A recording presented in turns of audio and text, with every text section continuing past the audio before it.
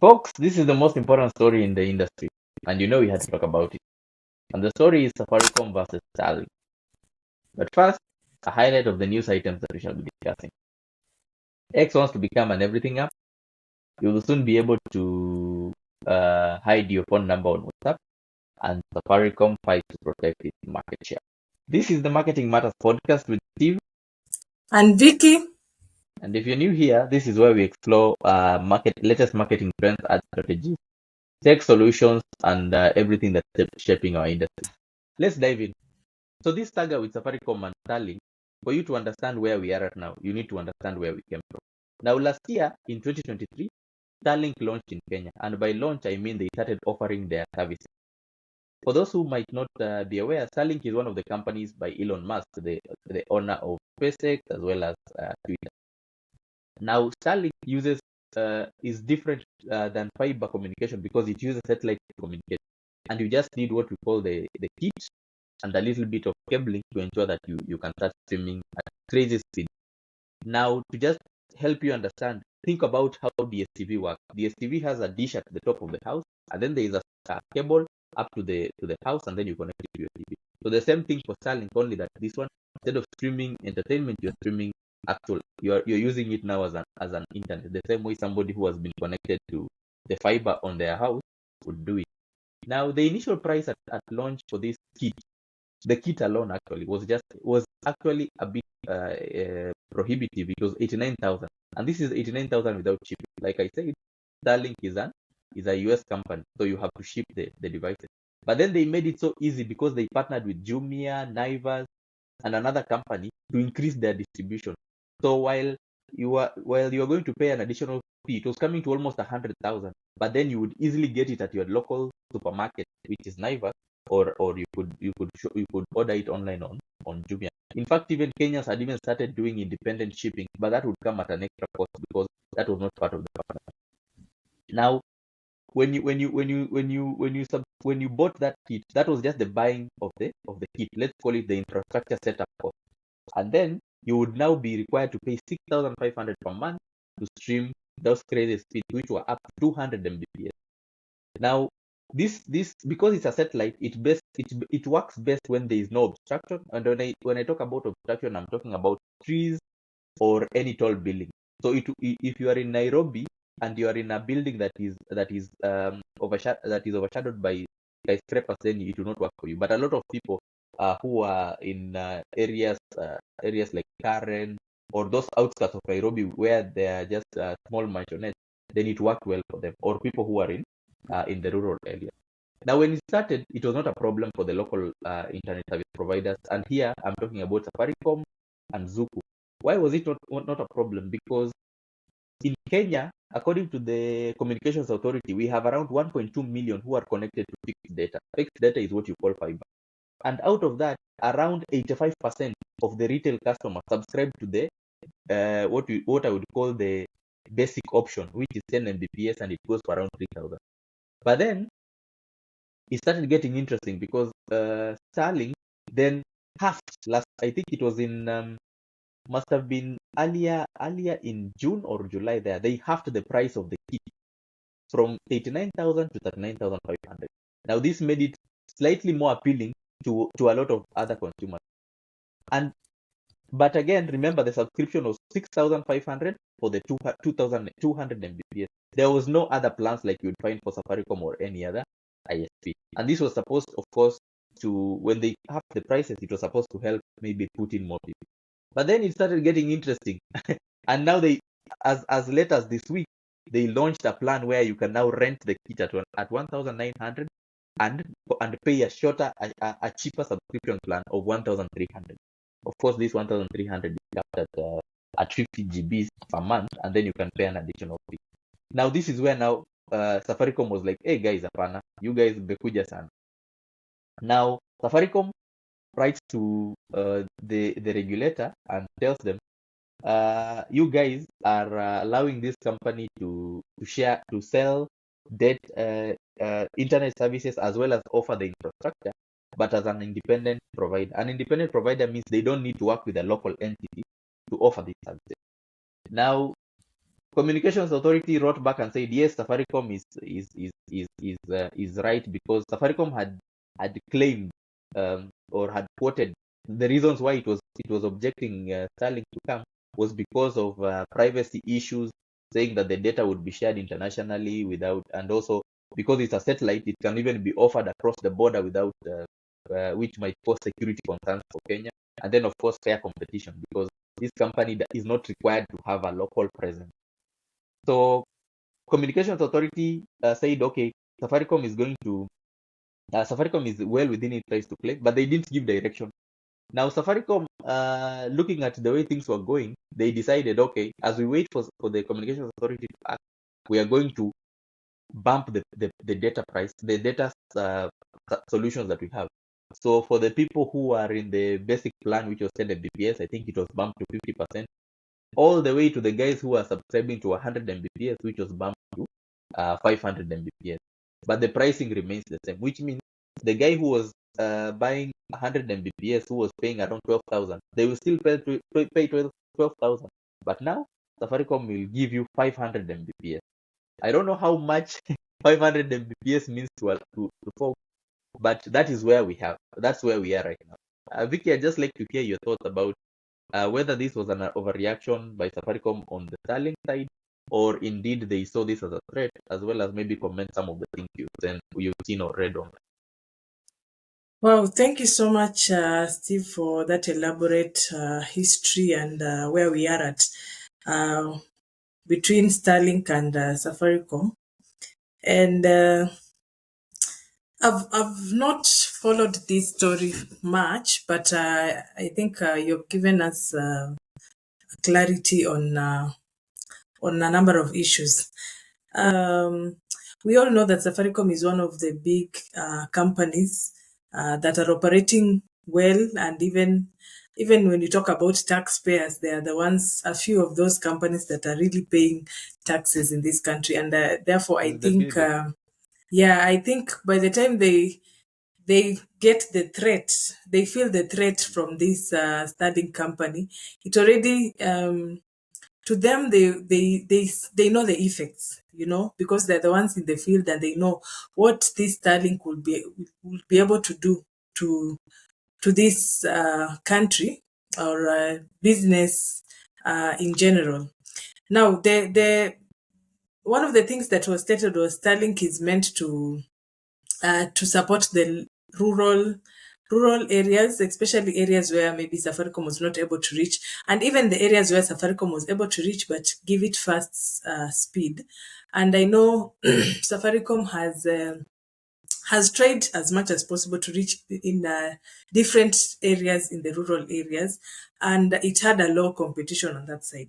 So for me, I think it has its pros and its cons, because even as you're mentioning about the cost, I still feel that the Starlink, it is affordable when you talk about the speed that it offers, the data bandwidth, the 200 Mbps. It's cheap, but it's still costly to the rural areas. Like, it is cheap if for example, if I'm in Nairobi, I'm the one, in fact, people in cities are the ones who majorly use fast speed because of the much work that they The do. work. So if I'm in Nairobi, that 200 Mbps works for me because I really need that fast internet.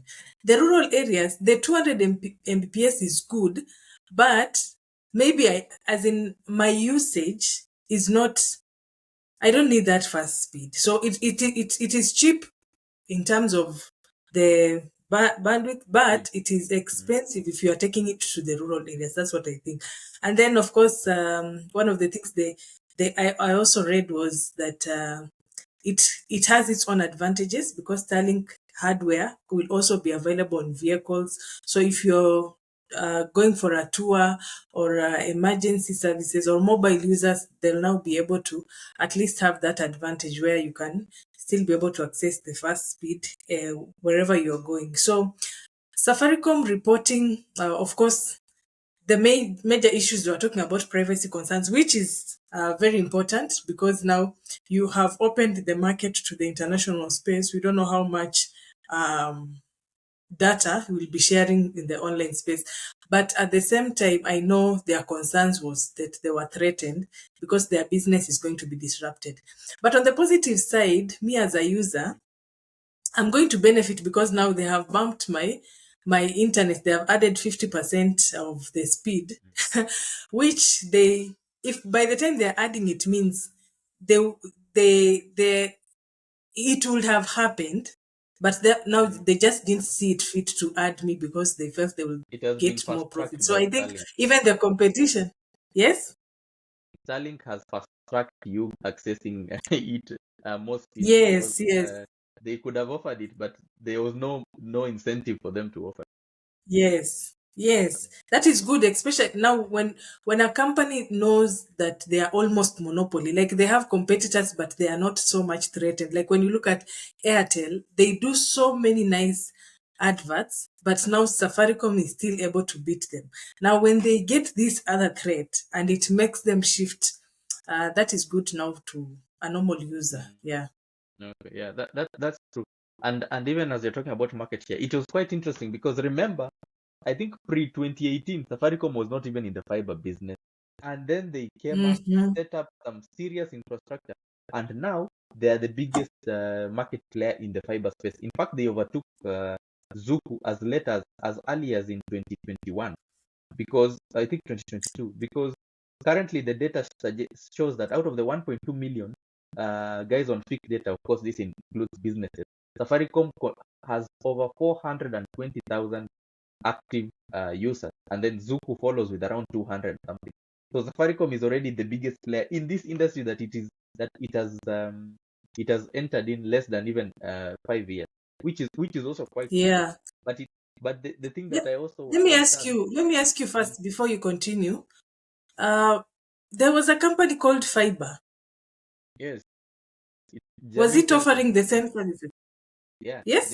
JTL, Jamii Telecom Limited. Yes, it's still there. It has like a 5% market share, but it's still there. They had so many nice, great adverts. In fact, when they came with the 3D, yeah, I've Yeah, just remembered. yeah, actually. But you see, for them, when they came, their priority was businesses. Fiber was trying to go for another market. Fiber even came before Safaricom, and Mm, their market was businesses.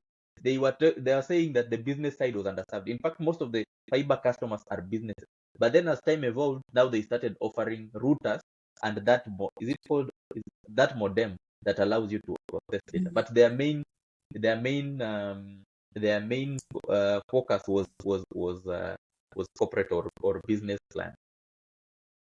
mm, Yeah. So I was saying that in my view, Safaricom mhm. came and of course, because of the financial muscle, they laid down the cables and overtook Zuku, which in my view, like honestly speaking, I think Zuku deserves all that came to them, because they were the monopoly in that space, and they just to, uh, waited for somebody else to come. And I think that's also the problem with monopoly. You get too comfortable that the guys are just used to earning supernormal profit, as well as also the senior management being compensated uh, fairly well, that nobody is keen on thinking about the future.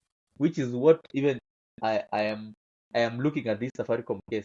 When Starlink launched in 2023, a month later, Safaricom said that it was also exploring satellite technology as part of its offering. But then they went mum. Mm, I think they had assumed, when they saw that the pricing of that uh, kit was coming to 100,000, they had assumed that this was not going to affect their core market, which is the guys who are subscribing on the basic bundle. Because for Safaricom, they make their money on volume, not on the different tier. So the volumes, and that's how Safaricom has even been able to grow. M-Pesa, most of the transactions are below 5,000, but they are also the ones that generate the highest volume. But then Starlink started doing things like, offering renting services, then cutting down the price of the kit. And I think Safaricom realized that this guy seems to have an endless watches. I don't even think Starlink is making right now money with the Kenyan market. But their view, yeah. because they have the high financial muscle, they can sweat out Safaricom until a point where Safaricom cannot compete with them favorably. So I think Safaricom has realized that the way this company is operating, they are likely even to go for even more cheaper option, because everybody knows Elon is known for making some very radical decisions that might not even be business, uh, might not be useful to the business, but just at the cost of obliterating the competition. As you're mentioning that, I've just remembered when Zuku was in the market and it was almost monopoly, they had bad customer service. Hey man, like They still do. someone will come and They didn't someone have. will They come and still do. oh, they still do. Oh, I'm not using them, so I can't I know. talk about them right now. But Mm. I would. Do you know you'll even get sales agents that they at that time they were allowed to be able to sell both Safaricom and Zuku, and they will say it's easy to work with customers who want to buy the Safaricom compared to the Zuku. That's the time when Safaricom was coming into the market, because the Mm. customer service, like the sales agent has come, he has convinced you to buy, but now when it comes to installation, now they have to talk to the technical personnel, and they are Yeah, taking time, and you have already paid. Like their customer service was just pathetic. And you're right. I am just also thinking on this other side, like the Starlink. Now we have very few suppliers. I think I saw one supplier currently. I hope that even as they do They have two they big ones, yes, okay, Jumia if and they Naivas. are if they are to introduce this to the market, I hope they'll be able to have good customer service and even support. Like you can't, like this is an ongoing service that you're going to be having. You're going to be using this internet. You can have problems with the hardware. You can have problems Yeah, accessing the internet. There needs to be that great customer support or troubleshooting support anytime they need that. So maybe that's something that they'll also have to consider. yeah, that's a very good point, because a company is only as good as how it handles crisis. And most of the time, like some users of Zuku, when Zuku is working, it works well. But when it fails, then it's a big problem. And when a company like Starlink that has no local presence or no local customer support, it when it works well, it is a very good service. But when it fails, then customers will be frustrated. And just like you said, the only good thing out of this is that for the consumer, now Safaricom is upping their offering, and should the competition get even more, the landscape get even more competitive, I suspect they shall even probably reduce the pricing just to ensure that they stick to the customer. But also, I suspect also Zuku, because remember, Zuku is not also a small player. They control almost 28% of the market, so they are also Mm. likely going to have to react. This is the interesting thing, eh? Safaricom is reacting to Starlink, then Zuku reacts to Safaricom. There are levels to this thing. But I don't Yeah. know, Vicky, what were your thoughts about people's reaction? It was like people are celebrating Safaricom's failure online. They were like, "Yeah, you Okay, guys." I think Eh? for me, I think the reason why, Safaricom is like KPLC, like they have taken so much in the market, and when they take whatever they take in the market, their cost is also most of the time relatively high. Like even when you look at just bundles, their competitors like Airtel, Telcom, they have cheaper uh, uh, rates when it comes to even the data bundles. So when you look at the services they offer, they have higher rates, but people we still stick to them. The M-Pesa charges is still higher than I think even sometime back Airtel was offering free option. I don't know, to withdraw or to transfer money, but Mm. still we still went back to Safaricom. When you look at the pay bill, they offer it's like KPLC in a way. Now, when we find a company coming to make them feel the pain that they make us feel, as much as we retain them as our we retain to be their customers, it Yeah, feels nice, like we feel yeah. okay, at least them, they also feel the threat. I know Mm. they it has its own effect. But I think most people's reaction were because they feel Safaricom needs, it's a high time they need a competitor. But Uh, at the same time, I know right now they are on their boardroom or whatever place where they meet, and they're trying to mm, brainstorm how to ensure that they keep up to speed. So I know they'll somehow find interesting. their way out. Yeah, yeah. Safaricom is technically a monopoly, although the market is not mono. They are operating monopolistically because of their market share, although the market is a free market. And you said something that has so your view is that Kenyans don't want to drop Safaricom, but they just want somebody to to keep them on edge and make them competitive. So they're not these Yeah. reactions online was not that they were going to move, but they're just happy somebody is telling the big boy, the big brother that "Ai, hapana, umetufinya sana." Yes, because literally they are all over. Like Mm, everyone knows Safaricom. Like these people are all over. There's no way we can run away from them even if we wanted to. So because we mm, don't have an option to run away from them, at least we have an option where we can at least when we have an option to boycott, when these politicians mm. when the politicians say boycott Safaricom, we have an option Yeah, to run. somewhere to go to. Yeah, Yeah, yeah. I think it's right. So I should not judge Kenyans harshly for wanting a local company to fail. They just want it to, I guess, meet their demand. So when because I look No, at it but also as it's an still going to investor. have its own effects. Mm, It's still going to have its own effects, because at the end of the day, if Starlink is to come with it's going to be massive, and the environment or the clients accept them, then that's mm, going to be an effect, and maybe it might cause losses of jobs and the likes. yeah, So maybe you can mention that, because I know every yeah, every change comes with its own effect. Yeah. yeah, sure. I suspect that if Safaricom is not able to react, even guys who I was looking at it as an investor, even me as an investor would say, okay, I like Safaricom as a company, but then time to shift to another company that has an ability to protect its moat or its competitive edge. So you're right, and the economic impact of that is that, of course, and that's why I think the Communications Authority responded to the positives of Safaricom. First of all, GOK is if not the largest, the second largest. I think they control around 35% of Safaricom as government.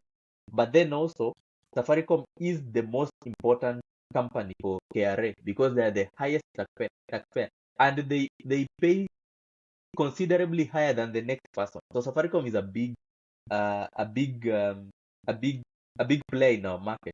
And even in terms, like you've said, of employment, Safaricom also employs the number of Safaricom employees is equal to almost the top three banks combined.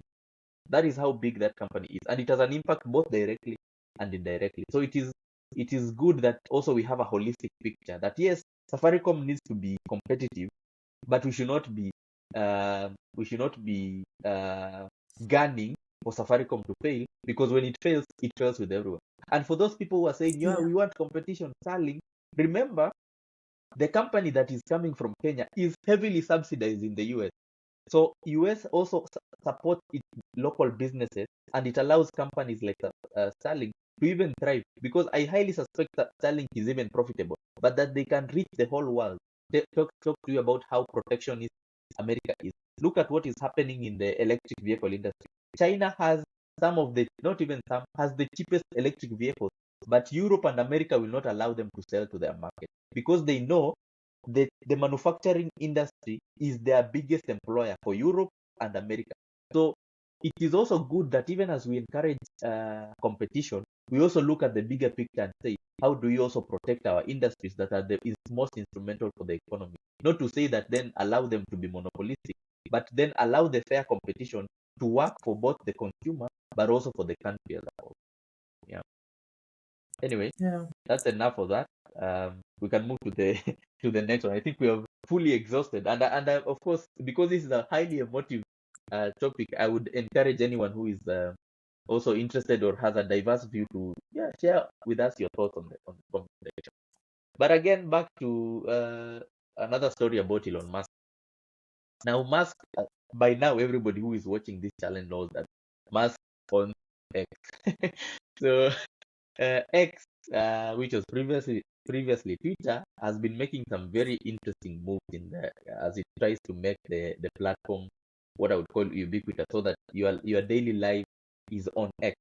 Now, previously Musk announced that they're going to compete with LinkedIn by building a jobs platform where you would go. You would, I think it was called X Job. It has not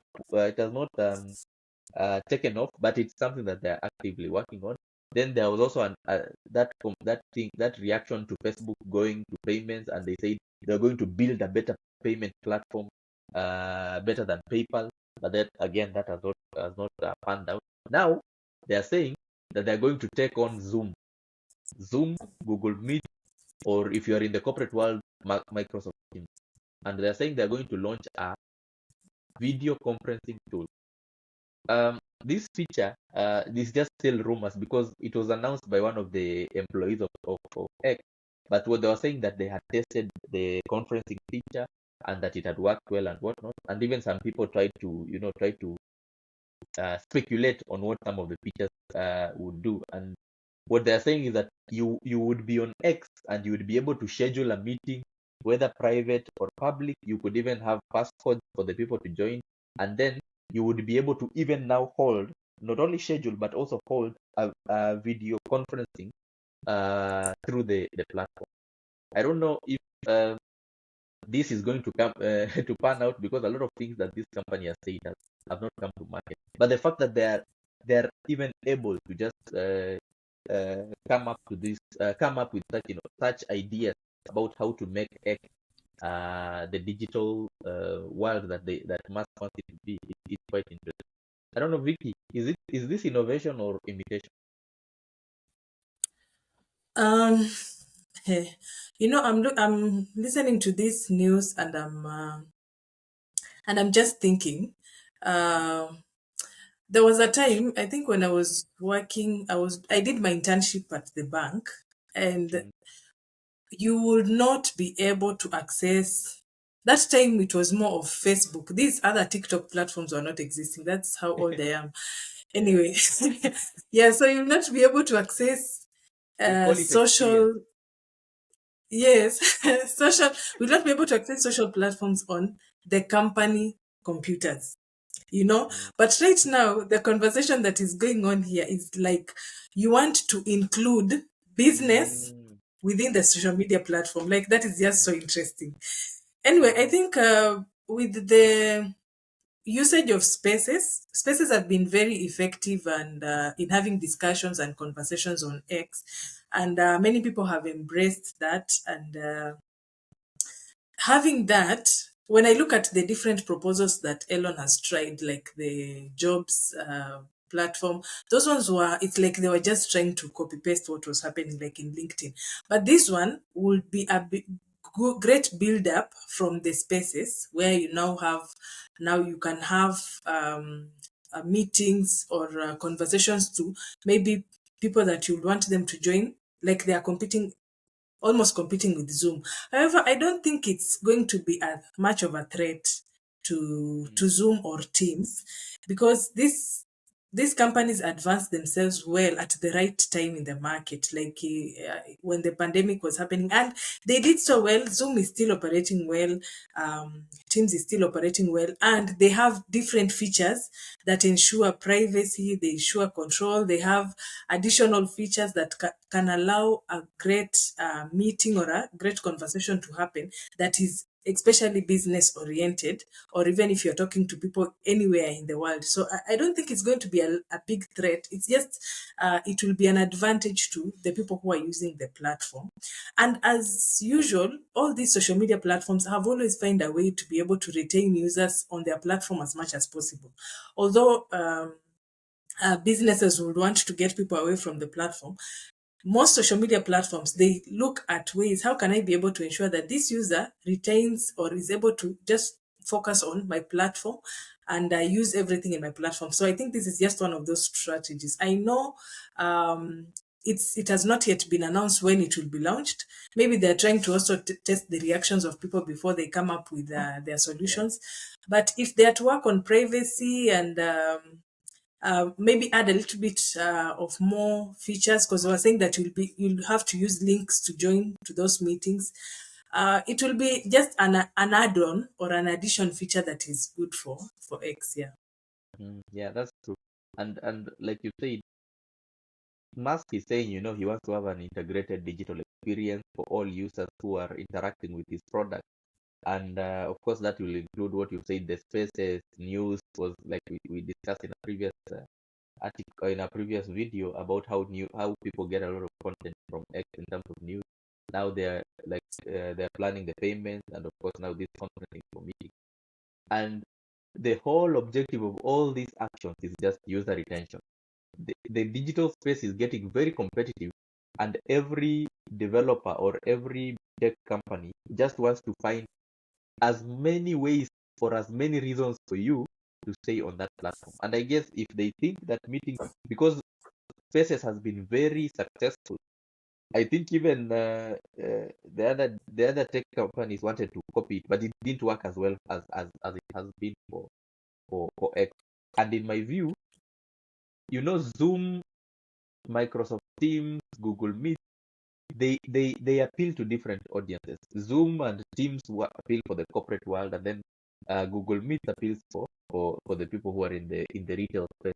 And I think, in my view, Musk is going for the guys who are in the retail space, the individual businesses or individual creators who don't want to have to pay a subscription for 1 year to access Zoom, when they just want to have meetings with their team members, or even meetings with public town halls with other people. So it is quite interesting that I perceive that, like you said, most company policies do not allow you to use social media while at work. So it is highly, in my view, it is highly likely that the people who are going to be targeted for this type of product will be the people who are influencers or creators and individual businesses on X, to just make sure that they are also able to carry on with their work or to carry on with their activities the same way one would do in the corporate setup, without maybe incurring the excess or additional cost that it would take for you to have all this infrastructure in one place, like payment.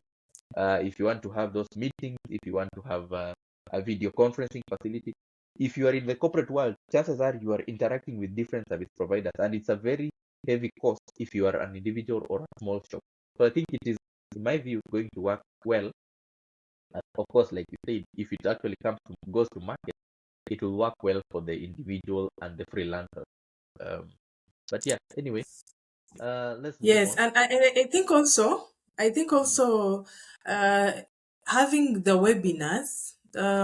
Sometimes we'll get challenged getting people to webinars to, as in they leaving people to out of the platform to be able to attend the Mm, webinars. The number reduces. So maybe, of yeah. course, maybe this is also one way to be able to drive that. There are also people who create content like on Telegram, like they tell people go to Telegram and then they Yeah. create groups, or WhatsApp. They create a group, and then in that WhatsApp group they are able to share now the information. So this can also just be another platform. Yeah.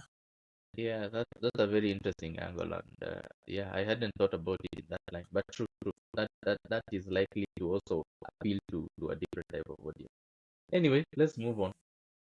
So WhatsApp is testing out a new feature, and it says that this new feature will help increase privacy for its users, and they call it the username feature. What this means is that when you activate that username feature, you will be able to hide your phone number, and anybody who is, you can share your username the same way you would share your username for any other social media platform, and then somebody will interact with you without having to get your phone number. Now, the catch for that is that anybody who already has your contact can actually just interact with you without having, will still be able to see that phone number. But they are also planning to enhance that, and make it now also, you shall also be able to choose who interacts with you by setting up your username and a pin, which means if I can have your username, but if I don't have your pin, I can't interact with you. And just again, part of the privacy and security concerns that maybe some of the users have been complaining about, how when somebody has my phone number, they can get my phone number online, and then they start contacting me offline. I don't know, what does this remind you of, Vic? Um, I've not thought about it in terms of comparison, but I know this feature might be great for personal profiles if their focus is for privacy, of course. I hope it will reduce the impersonation of WhatsApp. You know, sometimes when you check on your phone and then you find someone has put a different uh, a different someone else profile photo, and then they're requesting for money or something like that. I hope Yes. this is something that will reduce the privacy. I don't think it And will. of course, because they're saying the username will coexist with also the numbers. If I know your number, I can still be able to access. Yes. So it's not a very big deal. Probably it's good for to have usernames, especially when you're invited to join a group. You know, like these groups that you join and you don't know people. Maybe it's a group Mm, to contribute for a wedding, for a burial, and you don't know people. So maybe people find it it's not private when I share my intrusive. number. So having the user, yes. It's intrusive. Some people can take your phone number and start contacting you outside the group. Yes. Yes, especially okay, even someone who knows you but you didn't want them to know your number, and then he saw you in a group and you contributed some good money and he's struggling, you know. So it's probably a way to protect yourself, especially in the groups, because in groups that's where you get uh different numbers Spam. that you didn't have their contact. So yeah, I'm not sure how it's going to affect the businesses, because Mm, when you advertise on social media like on Facebook, you can be able to allow people to access you can be able to access them via WhatsApp, and even WhatsApp mm, allows you to be able to advertise on WhatsApp. So I don't know how that is going to have an impact on businesses, but on personal it might mm. be a good feature, but it's just an add-on. Yeah, that is one good use case on the group for privacy concerns, because a lot of people do not have boundaries. You can sometimes get somebody's contact and you just start spamming them with your businesses or whatever you're trying to. On the business side, I think it might have an effect in two ways. When you're selling a product on Facebook or Meta platform, it might bring some limitations in the sense that somebody might be allowed to not share their contact but share only their username. So they might have to integrate with their business with their advertising platform to make the feature useful, because some customers are just curious about your product, but they don't want you to have their contact because they think that you might start. Mm, Because also some businesses have this habit of when I have your contact for one service, I start spamming you with everything else. So it might also affect some businesses in the sense that you might only be able to capture the username and not be able to send them any additional marketing value. But also for people in the corporate world, for some of us in the marketing space, you interact with a lot of people that sometimes you just want to share information, but you don't want them to have a phone number is a very private data point that somebody can use it for a lot of things. So you might, let's say you're selling a course online for marketing, and you have shared it online to maybe 1,000 people. You surely don't want 1,000 people to have your phone, but when they have your username, you can now restrict. In fact, when you have a username, it might even be easier for you to even separate your work stuff from your personal stuff if you have only one line. So I see it having different effects on the business side, but it's not really clear. let me ask you. Interestingly, Mm. interestingly, this feature has been in the works since last year.